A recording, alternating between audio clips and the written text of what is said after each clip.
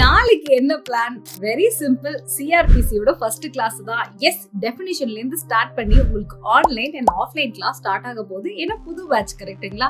So class மட்டும் பார்த்துட்டு இருந்தா போதாது, நம்ம எம்சிக்யூ ப்ராக்டிஸும் பண்ணணும். ஸோ டான்னு உங்களுக்கு எம்சிக்யூ பிடிஎஃப்மே வாட்ஸ்அப்ல வந்துடும். இது ப்ராக்டிஸ் பண்ணிட்டே இருந்தா போதுமா?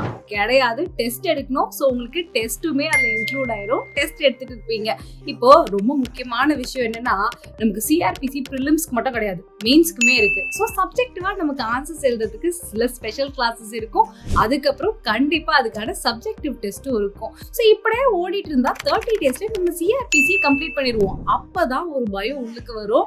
ஏன்னா டிரான்ஸ்லேஷன் இருக்கே, அதுக்கு என்ன பண்ண போறோம் அப்படின்னு நினைப்போம். அந்த பயம் உங்களுக்கு வேணாம். ஏன்னா வாரம் உங்களுக்கு டிரான்ஸ்லேஷன் கிளாஸும் இருக்க போது. இதை தாண்டி தினமுமே நீங்க டிரான்ஸ்லேஷன் ஒர்க் அவுட் பண்ற எக்ஸசைஸுமே வாட்ஸ்அப்ல வந்து சேர போகுது. இதை ரெகுலரா பிராக்டிஸ் பண்ணிட்டு இருந்தீங்கன்னா அந்த பயம் இப்படி ஓடி போயிடும். இப்பதான் எல்லாருமே மறந்த ஒரு விஷயம், criminal judgment writing, civil judgment writing, இதுக்கு என்ன பண்றது அப்படின்னு யோசிச்சுட்டே இருக்கும் போது டக்குன்னு எங்களோட கிரிமினல் ஜட்ஜ்மெண்ட் ரைட்டிங் கிளாஸஸும் இன்பிட்வீன் உங்களுக்கு இன்க்ளூட் ஆயிட்டு அதுக்கான டெஸ்ட்டுமே இருந்துட்டு இருக்கும். ஸோ இப்போ நம்ம 30 டேஸ்ல சிஆர்பிசி முடிச்சாச்சு. அடுத்து என்ன, சிபிசிக்கு ஜம்ப் பண்ணிடுவோம்.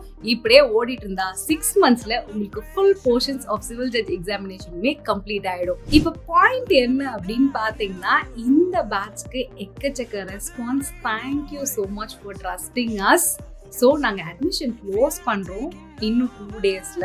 ஸோ அதுக்குள்ள நீங்கள் ஜாயின் பண்ணிக்கணும் அப்படின்னு விருப்பப்பட்டீங்கன்னா மேலே இருக்க நம்பருக்கு கால் பண்ணுங்க.